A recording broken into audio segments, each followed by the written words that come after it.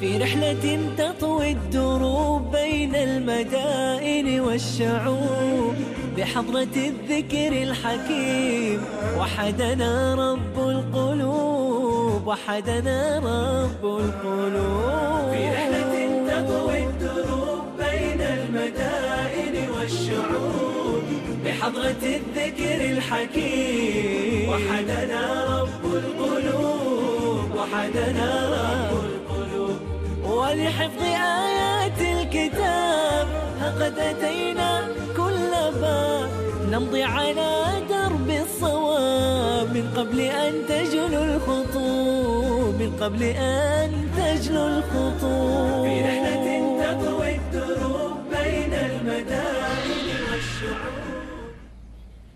Menghafal Al-Quran adalah proyek yang agung dan besar sekali. Dan ini tidak seperti proyek yang lain, sebab keuntungannya terjamin. Tapi pemirsa, proyek apapun yang Anda lakukan di dalam hidup Anda harus ada perencanaannya. Ada awalnya dan ada akhirnya. Setelah memulainya, di pertengahan ada beberapa langkah perencanaan, dan itu menjadi rambu. Jika Anda tanya kapan bisa dimulai, saya jawab sekarang. Bertekadlah menghafal Al-Quranul Karim. Adapun akhirnya Anda yang menentukan, sesuai kemampuan Anda dalam menghafal kitab Allah Subhanahu wa Ta'ala. Perencanaan proyek bisa Anda yang menentukan. Misalnya dalam sehari, berapa banyak yang Anda mampu dalam menghafal Al-Quran kitab Allah Subhanahu wa Ta'ala? 1 halamankah? 2 atau 3 yang Anda mampu untuk dimurojaah? Berapa hari yang Anda mampu dalam 1 minggu untuk duduk di hadapan Syekh? 2 hari, 3 hari, atau sehari saja? Tergantung kemampuan Anda. Namun akhirnya Anda harus mempunyai perencanaan yang sempurna. Kapan permulaannya dan kapan akhirnya? Bisa ditargetkan untuk 1 tahun, 2 tahun, ataupun 3 tahun. Akan sangat bagus jika Anda memiliki perencanaan. Jangan bilang, saya akan menghafalnya tahun depan atau setelah 10 atau 15 tahun. Tidak, jangan begitu. Bilang biiznillah saya hafal dalam 5 tahun. Dan jangan bilang 5 tahun itu panjang. 5 tahun itu jika berlalu, Anda coba mengingatnya, rasanya baru seperti kemarin. Mungkin 5 tahun Anda tidak melakukan sesuatu yang berarti. Tapi 5 tahun bersama kitab Allah Subhanahu wa Ta'ala akan sangat berbeda. Akan berlalu dengan cepat. Buatlah perencanaan sesuai dengan kemampuan Anda, pekerjaan, dan kesibukan Anda. Dan pada akhirnya, Anda akan sampai pada proyek yang sangat indah dan menarik ini, yaitu hafalan kitab Allah Subhanahu wa Ta'ala. Dan saya, dengan izin Allah, akan memberikan model perencanaan. Misalnya dalam sehari Anda bisa menghafalkan banyak sekali ayat Al-Quran, sehingga Anda bisa menghafalkan Al-Quran dalam waktu yang sangat singkat, yaitu dalam waktu cuma 1 tahun. Sedangkan yang lainnya mungkin saya akan ajarkan dalam waktu 2 tahun atau 3 tahun.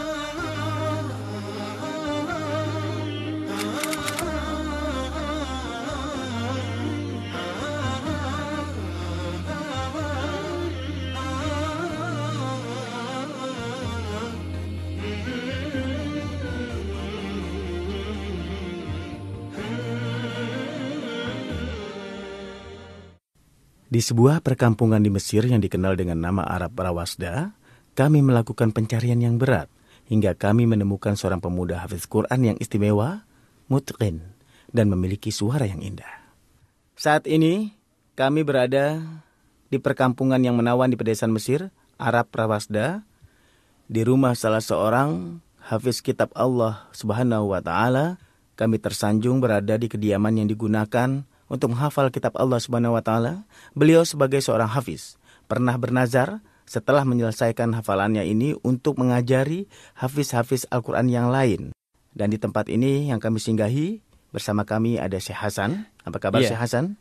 Alhamdulillah. Kabar baik insyaAllah. Ketika kami sebut istimewa, maka memang kehidupannya bersama Al-Quran benar-benar istimewa.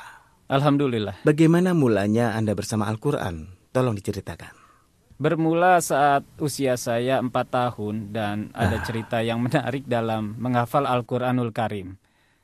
Saat itu, sebelum saya menghafalkan Al-Quranul Karim, bertepatan dengan sebuah serangan di Palestina. Waktu itu, layaknya anak kecil yang tertarik untuk menyaksikan televisi dan mendengar berita berbagai peristiwa, suatu hari saya mendatangi ayah dan menyampaikan, "Ayah, saya bermimpi memerangi tentara Israel." saya musnahkan mereka, tapi tanganku lemas.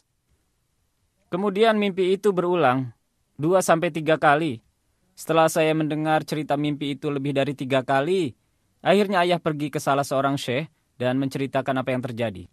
Syekh tersebut berkata pada ayah saya, tafsir dari mimpi itu Anda harus mengajarkan hafalan Al-Quran pada anak Anda. Masya Allah. Dan kenyataan mimpi itu terwujud. Mimpi itu benar menjadi kenyataan. Masya Allah. Waktu itu, ayah pergi pada syekh dan mengatakan saya ingin mengajarinya hafalan kitab Allah Ta'ala.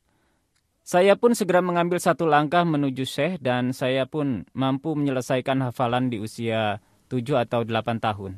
Masya Allah. Anda sudah menghafal Al-Quran lengkap? Ya, hafal lengkap. Baik. Setelah Anda menghafal Al-Quran, apakah Anda juga sudah mengambil ilmu qiraat? Ya, saya belajar Anda punya tajwid. qiraat as. Menghafal matan Tuhfatul Atfal, matan Jajariyah, dan sudah mengambil ijazah dari Syekh Hasanain Jibril. Lalu saya mengambil matan Satibiyah, matan Dura, matan Toyibah, dan saya punya sanad qiraat Asyir Sugro. Sekarang qiraat Asyir Al-Kubro. Masya Allah. Tabarakalrahman. Saya berdoa supaya Allah selalu menambah ilmu Anda. Amin. Sebaik-baik ilmu adalah ilmu Al-Quran. Iya, benar. Dan saya akan mulai menguji hafalan Syekh Hasan. Semoga Allah memberkahimu. وَإِذَا لَقُوا الَّذِينَ آمَنُوا قَالُوا آمَنَّا وَإِذَا خَلَا بَعْضُهُمْ إِلَى بَعْضٍ قالوا أتحدثونهم بما فتح الله عليكم ليحاجوكم به عند ربكم أفلا تعقلون أولا يعلمون أن الله يعلم ما يسرون وما يعلنون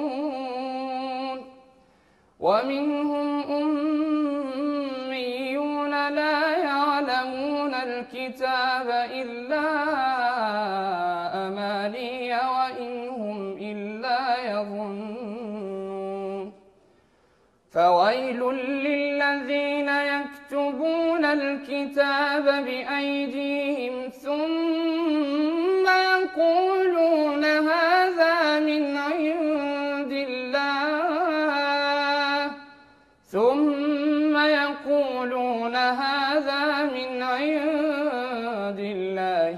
ليشتروا به ثمنا قليلا فويل لهم مما كتبت أيديهم وويل لهم مما يكسبون. Masya Allah, Masya Allah. Saya sangat antusias dalam acara kisah Musafir Al-Quran ini menjumpai para hafiz muda seusia dirimu. Sangat antusias.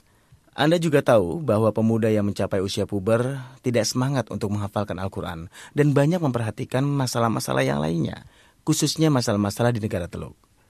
Saya mohon kepada Anda untuk memberikan spirit kepada para pemuda yang menyaksikan Anda, agar mereka semangat menghafal kitab Allah Subhanahu wa Ta'ala. Mohon ringkas saja. Setiap orang ingin menjadi presiden atau menteri dan seterusnya.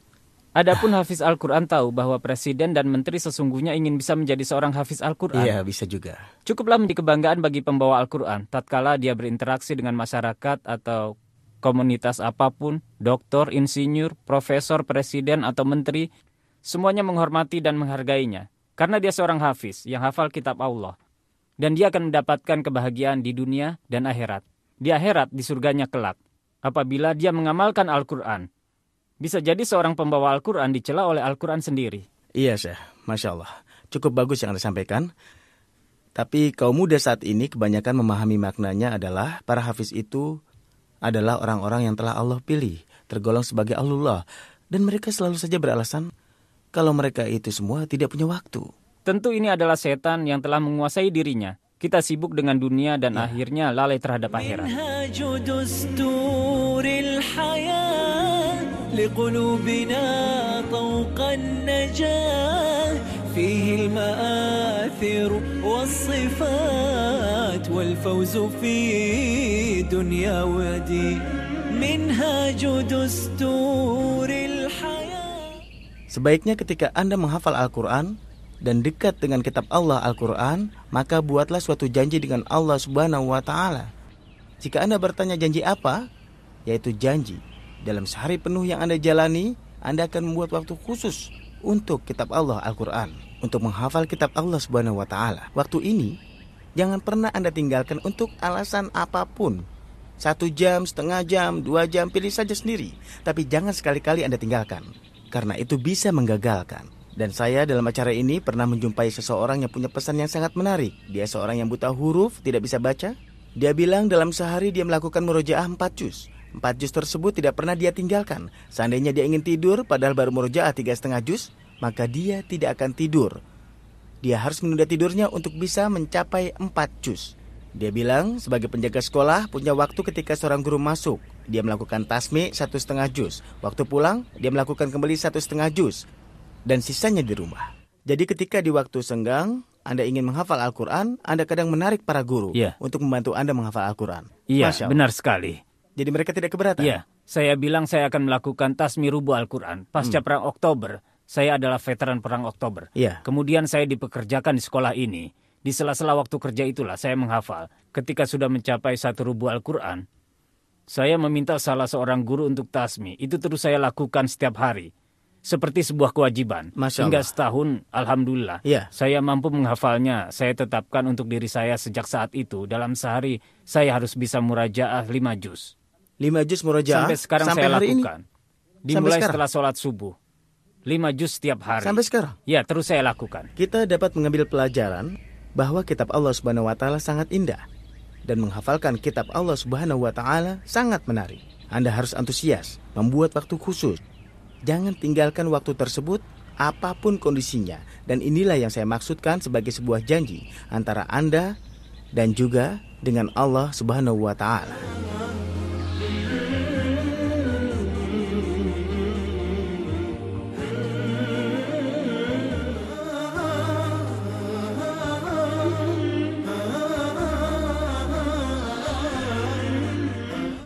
Banyak yang bertanya pada saya, "Wahai Fahad, kira-kira berapa lama saya harus menghafalkan kitab suci Al-Quran?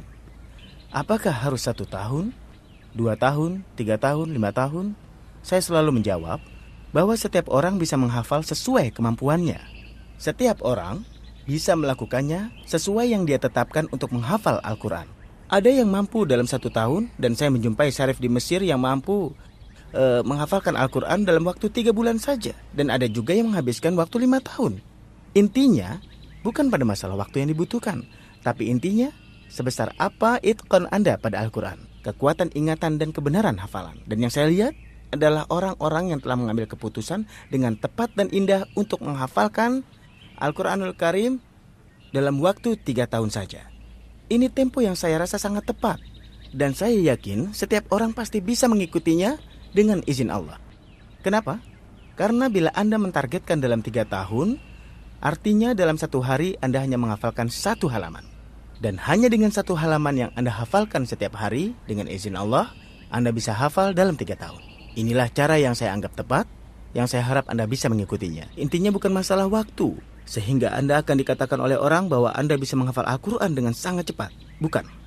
Intinya adalah bagaimana merencanakan dan sejauh mana itqan Anda dalam menghafal Al-Quranul Karim. في رحلة تطوي الدروب بين المدائن والشعوب بحضرة الذكر الحكيم وحدنا رب القلوب وحدنا رب القلوب في رحلة تطوي الدروب بين. Dulu Nabi Shallallahu Alaihi Wasallam sangat suka mendengarkan bacaan Al-Quran dari orang lain, dari para sahabat radhiyallahu anhum. Beliau pergi menuju Abdullah bin Mas'ud dan mendengar bacaan darinya hingga menetes air matanya. Dan beliau juga mengomentari Abu Musa al-Asy'ari radhiyallahu anhu, "Kau telah dikaruniai serunai dari serunai keluarga Nabi Daud." Dan saat ini saya di hadapan Syekh Adam. Di antara suara indah yang benar-benar menyentuh hati, suaranya sangat merdu dan juga jernih. Kita akan bercerita dengannya tentang kisahnya bersama kitab Allah Subhanahu wa Ta'ala. Syekh Adam, apa kabar? Baik. Ceritakan kisah Anda dengan kitab Allah, kapan Anda mulai dan kapan selesai menghafal. Saat usia saya 8 tahun, saya pergi bersama kakek. Dia guru Al-Quran, menuju salah satu madrasah di kampung kami. Selanjutnya saya belajar Al-Quran bersamanya. Selepas sekolah SD, kakek mengirim saya ke sebuah sekolah khusus untuk Al-Quran. Lalu berapa usia Anda saat Anda menghatamkan Al-Quran? Saat usia 14 tahun. Terus terang saya menyukai suaranya dan saya ingin mendengarnya membaca surat Al-Fatihah tapi dengan tartil. Kami di Teluk membaca dengan metode tartil, tidak seperti kalian dengan metode tahqiq. Nah, itu bagus sekali. Nah, sekarang saya ingin mendengar surat Al-Fatihah dengan metode tartil. Bismillahirrahmanirrahim. Alhamdulillahi Rabbil Alamin. Ar-Rahmanir-Rahim. Malik Yawmiddin. Iyyaka na'budu wa iyyaka nasta'in. Ihdina as-siratal mustaqim. صراط الذين أنعمت عليهم غير المغضوب عليهم ولا الضالين.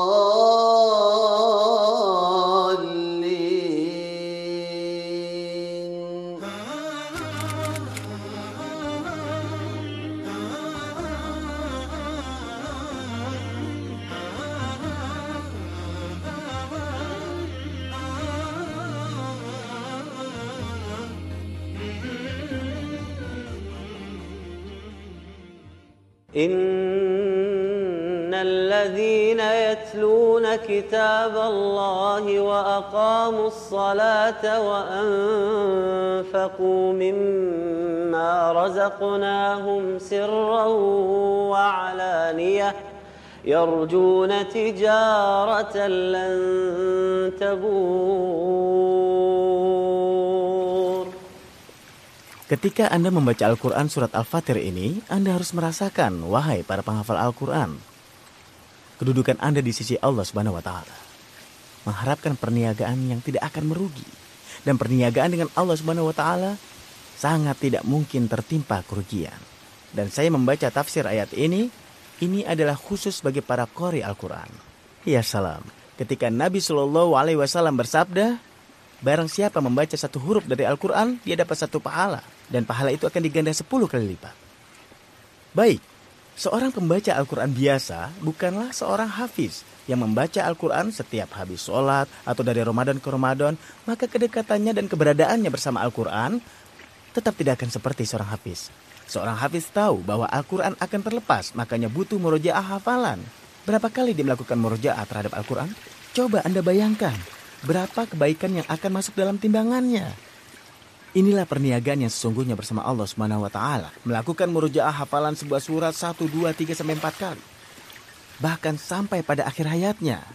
Usia yang panjang selalu bertambah kebaikannya dan meningkat terus jumlahnya. Oleh karena itu dikatakan mereka mengharapkan perniagaan yang tidak akan pernah merugi. Agar Allah menyempurnakan kepada mereka dan menambah kepada mereka dari karunia-Nya. Allah Maha Pengampun dan Maha Mensyukuri. Kedudukan hafiz Al-Quran sangat besar. Jadi sampai di sini, belum jugakah Anda memulai menghafal Al-Quran?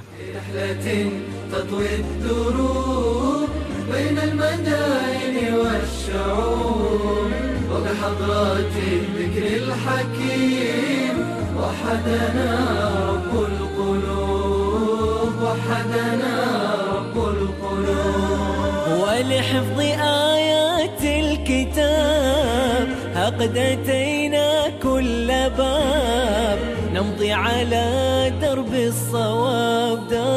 الصواب من قبل أن تجلو الخطوب ولحفظ آيات الكتاب قد أتينا كل باب نمضي على درب الصواب من قبل أن تجلو الخطوب من قبل أن تجلو الخطوب في رحلة تطوي الدروب بين المدائن والشعوب وبحضرات الذكر الحكيم وحدنا